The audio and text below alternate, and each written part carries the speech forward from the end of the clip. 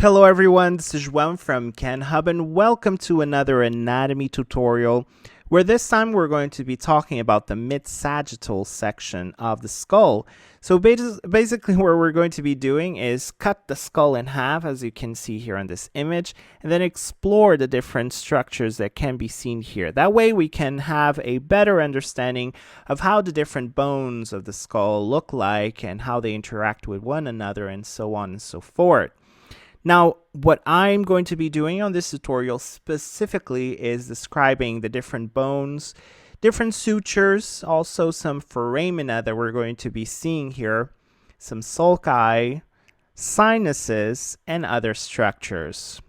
And we're going to start off with the different bones and bony structures that are seen from the mid-sagittal section. And starting off with this one highlighted in green, this is known as the greater wing of the sphenoid.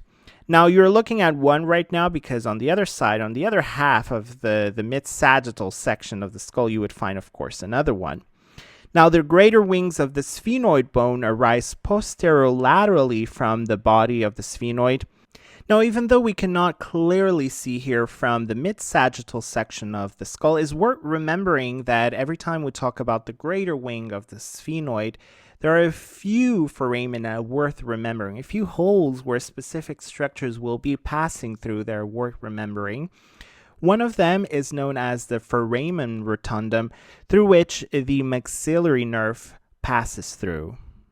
The other one is known as the foramen ovale, through which the mandibular nerve and the accessory meningeal artery pass through. And the other one is known as the foramen spinosum, and here you will find that the middle meningeal vessels will pass through. The next structure that you see here highlighted in green is also a wing, known as the lesser wing of the sphenoid. And the lesser wings, because right now you're looking at one, the other one is also seen on the other half of the skull. Now, the lesser wings arise superolaterally from the body of the sphenoid, and here you can also see a canal or a little hole where some important structures will pass through, and this is known as the optic canal, through which then the optic nerve and also the ophthalmic artery will pass through. Now, the next structure that you see highlighted in green is known as the nasal surface of the maxilla. And here we see the nasal surface of this bone, which is part of the maxilla, or the part of the maxilla that contributes to the anterior wall of the nasal cavity, as you can clearly see here. Now, the part of the maxilla that we see in this section is part of the body of the maxilla because the entire maxilla is comprised of different structures, including the body, the frontal process, the zygomatic process, palatine process that you can see here as well, the alveolar processes, and other structures that are part of the maxilla that we're going to discuss separately on a more detailed tutorial. But now we're ready to move on to the next bone that you see highlighted in green. This is known as the ethmoid bone, clearly seen here from the mid-sagittal section. The ethmoid bone is a porous bone that consists of a perpendicular plate and two ethmoidal labyrinths that are attached to the cribriform plate, which is this structure right about here. Now, it makes up the middle part of the visceral cranium and contributes to the formation of the orbit, also the nasal cavity, the nasal septum, and the floor of the anterior cranial fossa.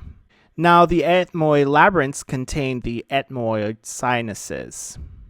Now you're seeing highlighted in green one of the structures that we talked about before on the previous slide, which is known as the cribriform plate and is part of the ethmoid bone and lies within the ethmoidal notch of the frontal bone. The cribriform plates form the roof of the nasal cavity, and it has many openings through which the olfactory fibers from the nasal cavity pass to then the cranial fossa. Hence the word cribriform, which then in Latin means perforated.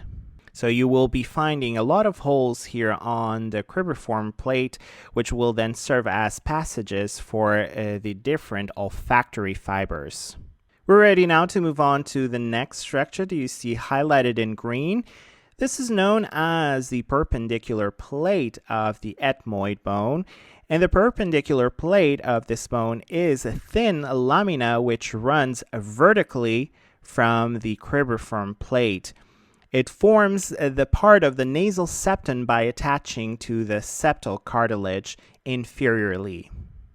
The next structure that you see here highlighted in green is known as the medial plate of the pterygoid process, which is an extension of the basal surface of the body of the sphenoid bone. You can find a projection from the medial pterygoid process known as the pterygoid hamulus, which is found right about here. And as the name indicates, it has a shape of a hook. The next structure that you now see also highlighted in green, found now laterally, and then we call it the lateral plate of the pterygoid process. And the lateral plate of the pterygoid process of the sphenoid is where on the lateral surface, you'll see the lateral pterygoid muscle attaching to it, while also on the medial surface of this plate, you will find then another muscle attaching, which is the medial pterygoid. Now, the lateral pterygoid plate forms then the medial wall of the infratemporal fossa and part of the pterygoid fossa from its lateral and medial walls respectively. As we move on, we're going to talk about this bone that we already mentioned briefly on a different slide. This is known as the maxilla. The entire section here, the mid-sagittal section of the maxilla, which you see here on this image highlighted in green.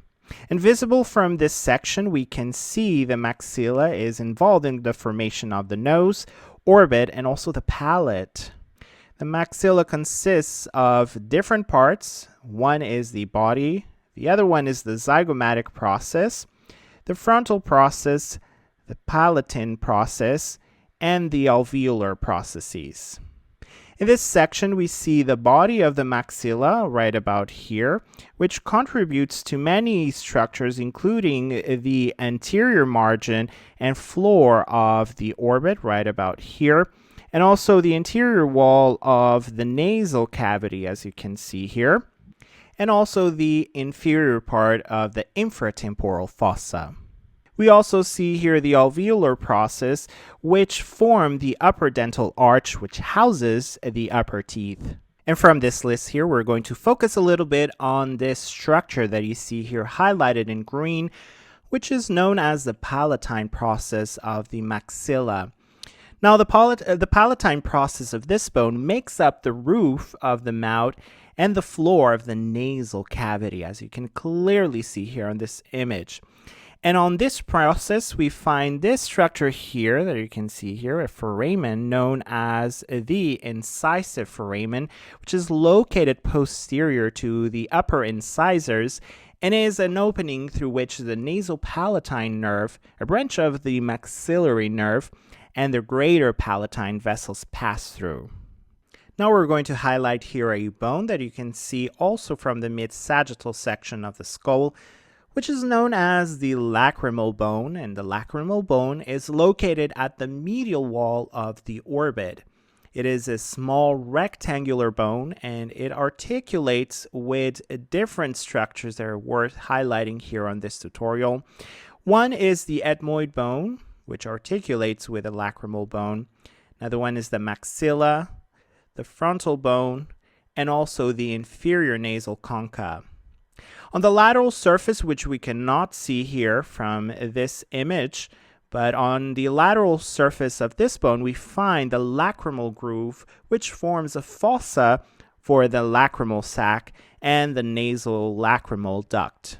Now, the medial surface, which we see here on this image, will come in contact with the ethmoidal cells and contributes to the middle nasal meatus. Still on different bones, we're going to highlight another one that you see here in green. This is known as the nasal bone, and the nasal bone is a bilaterally symmetrical paired bone. These bones build the bridge of the nose at the superior border, and main body, while the inferior borders connect with the nasal cartilage, forming the superior margin of the nasal aperture. The next structure is also a bone that you see now highlighted in green, the palatine bone. Now, the palatine bone consists of a horizontal plate, which you can see here, which forms the posterior portion of the hard palate, and also a perpendicular plate and a pyramidal process. The next structure that you see here highlighted in green is a bone, and we have been talking about it on previous slides. If you remember correctly, some of these structures are part of this sphenoid bone. Now, the sphenoid bone, as I mentioned, is comprised of four main parts: a body, a greater wing, a lesser wing, and a pterygoid processes, which we talked about them on this tutorial already. So we have here, as a reminder, the lesser wing, the greater wing, you have the body of the sphenoid, and then you do have here the different pterygoid processes, the medial one and the lateral one. Now, this bone is sometimes referred to as the wasp bone or the butterfly bone because if you look at it superiorly, because of the wings, it does look like it has a shape of a wasp or a butterfly. Quite a beautiful but intricate bone. Now, the sphenoid makes up the middle part of the base of the skull and contributes to the floor of the middle cranial fossa. The next one that you see highlighted in green, and if you remember well from previous slides, we're looking now at the alveolar process of the maxilla, which is a porous inferior extension of this bone, which forms then the dental containing cavities in each quadrant where the upper teeth are then housed. And we're going to move on to the next one, a bone that you see highlighted in green. This is known as the vomer, and keep in mind that we just added here the medial wall of the nasal cavity on this mid-sagittal section of the skull, so we can show you the vomer. Now, the vomer is located between the left and right side of the nasal cavity and forms the posterior inferior aspect of the nasal septum. This bone is bordered by other bones, as you can clearly see here on this image. And if I show you here, it is bordered inferiorly and also anteriorly by this bone. If you remember correctly, this is the maxilla.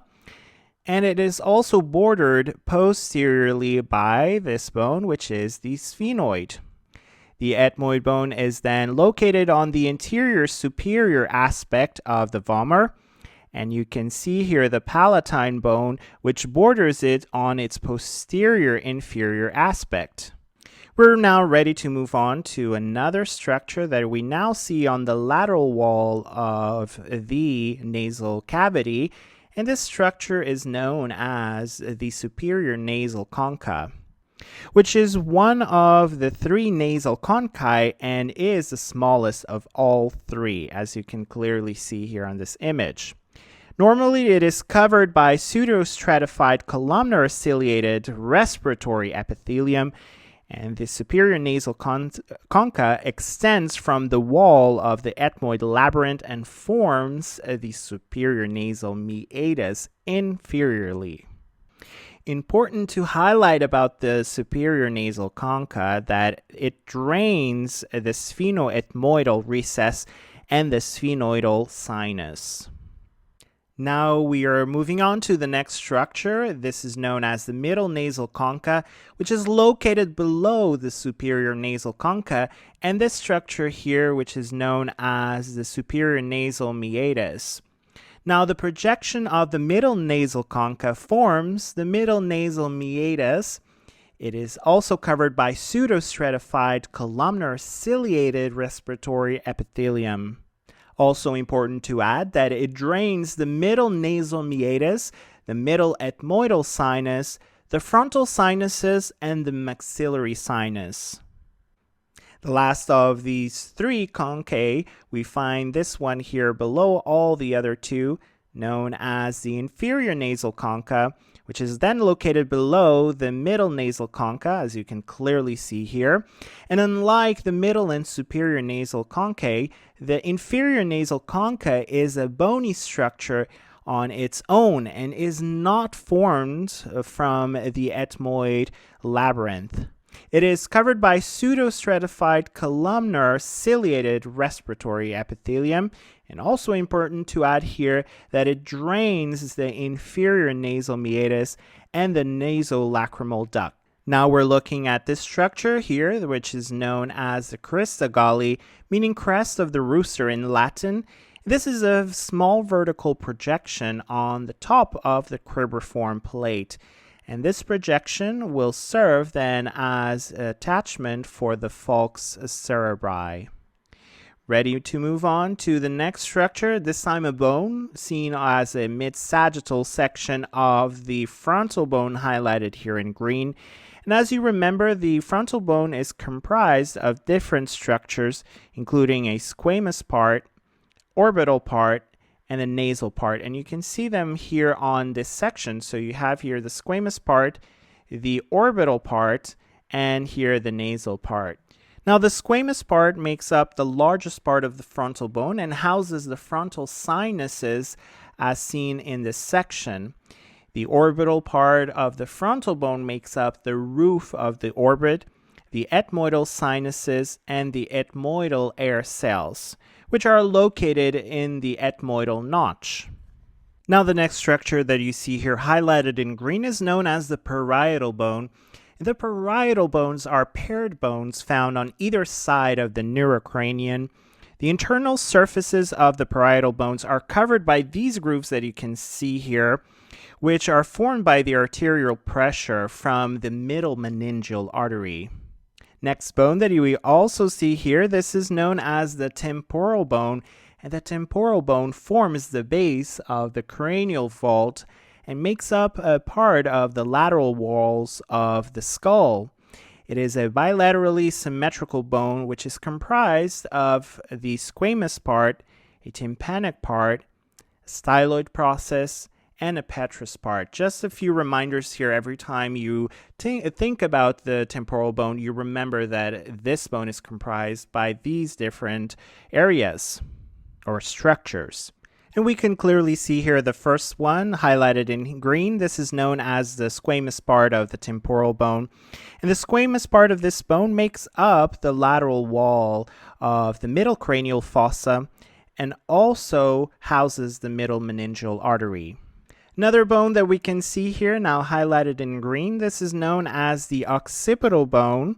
The occipital bone is an unpaired bone that makes up a large portion of the basilar part of the neurocranium and houses then the cerebellum.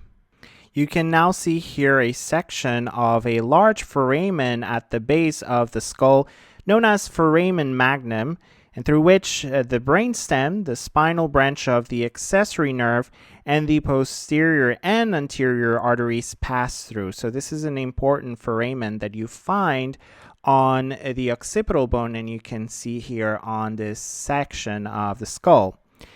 Also, other structures that will pass through this foramen include the vertebral artery and the spinal vein.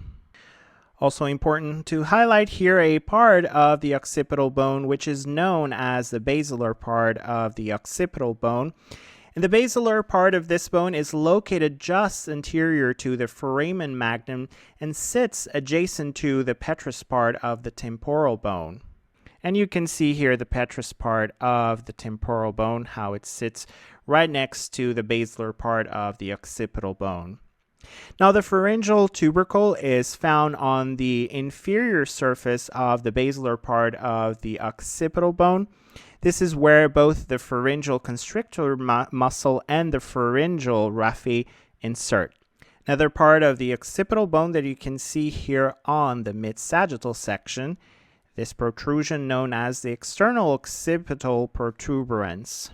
On the outer side of the squamous part of the occipital bone, there is a palpable prominence called then the external occipital protuberance and is located on the midline. Though clearly visible and palpable on the external surface, in this sagittal section it appears merely as a small elevation. Now the external occipital protuberance serves as an attachment for then the trapezius muscle. Still on the occipital bone, there is another structure worth highlighting here on the mid-sagittal section. This is known as the occipital condyle or occipital condyles, even though we're just looking at one. This is the mid-sagittal section. You would find another one on the remaining section, the other half of the skull. Now, the occipital condyles are located just lateral to the foramen magnum, as you can see here.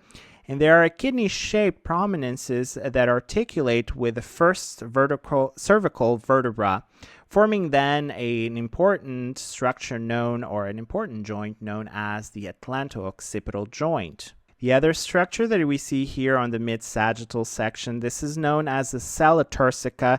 And the sella turcica is formed by the body of the sphenoid bone, and this suppression houses the pituitary gland. We're going to look at the different sutures that we find here on the mid-sagittal section. You see here part of the coronal suture highlighted in green. And on this sagittal section, we take a look at this suture from the internal aspect, as you can see here. And as we can also notice that it separates the frontal bone, notice here, from this bone here, which, if you remember correctly, this is the parietal bone. Another suture that I'm highlighting right now, this is known as the lambdoid suture, which separates this bone here, the occipital bone, from then the parietal bone, or parietal bones, because it's happening on both sides. Like all the cranial sutures, the lambdoid suture is a fibrous joint. In terms of the different foramina, we're going to see this one here highlighted in green. If you notice right about here, this is known as the jugular foramen, which is formed by the petrous part of the temporal bone and the occipital bone. Structures passing through the jugular foramen include then the glossopharyngeal nerve, the vagus nerve, the spinal accessory nerve, the inferior petrosal sinus, and also the sigmoid sinus, and also the posterior meningeal arteries. So a lot of important structures passing alongside or passing through the jugular foramen. Another structure, another passage that you see here highlighted in green, and we talked about before when we talked about the lesser wing and the greater wings and the sphenoid bone in general. This is the optic canal, and the optic canal encircles the optic nerve and also the ophthalmic artery, which will pass through this canal, and it is found then on the sphenoid bone, as you can clearly see here on this image. Another canal worth mentioning here that you see now highlighted in green, this is known as the hypoglossal canal, and as the name indicates, the hypoglossal canal is located in the occipital bone. This is where the hypoglossal nerve will pass through. We are ready now to move on to the next structure that you see here. This is also a little passage known as the external opening of the vestibular aqueduct. The external opening of the vestibular aqueduct is located on the petrous part of the temporal bone at the posterior surface. And this structure is a small duct or canal that extends from the inner ear to the brain. And here we find the endolymphatic duct. The next one that you see here highlighted in green, I already talked about. So we have here the foramen magnum, which is located on the base of the skull in the occipital bone. It is, as the name indicates, the largest foramen in the entire cranium and has then several structures passing through it, which include then the medulla oblongata, the vertebral arteries, and the spinal roots of the spinal accessory nerves. The next one that you see now highlighted in green is known as the internal acoustic meatus. And the internal acoustic meatus is located at the posterior surface of the petrous part of the temporal bone. And here there are a few structures that will pass through, which include then the facial nerve, the vestibulocochlear nerve, and the labyrinthine artery. The next structures that you see now highlighted in green, we already mentioned before. These are known as the arterial grooves.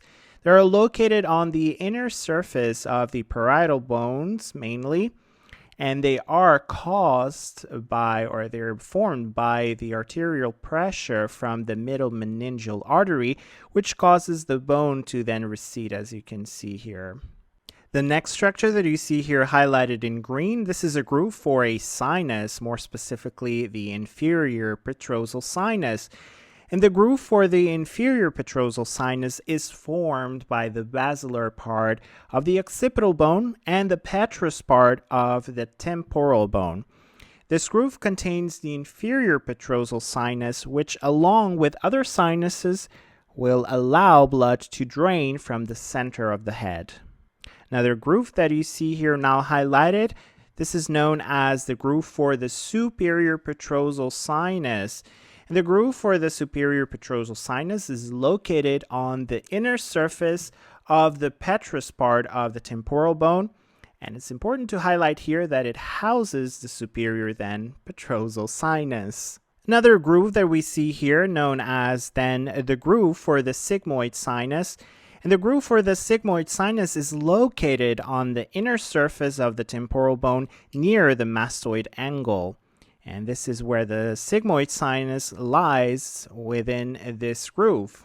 The next groove that you now see highlighted in green, this is known as the groove for the transverse sinus and is located on the inner surface of the occipital bone between the cerebral fossa and the cerebellar fossa. Now the transverse sinus runs along this groove. Let's talk about this sinus that you see here highlighted in green. Anteriorly, this is known as the frontal sinus. There are two frontal sinuses are found on the squamous part of the frontal bone. They are located superior to the orbit and are separated by a septum. The frontal sinus is one of the paranasal sinuses. The next one that you see here, another sinus known as the sphenoidal sinus. The two sphenoidal sinuses, which are also paranasal sinuses, are made up by the body of the sphenoid bone. They are located behind the nasal cavity and are divided also by a septum. Now, a few other structures worth remembering here on this tutorial. This is the anterior nasal spine highlighted in green. The anterior nasal spine is a small bony projection found anteriorly on the maxilla.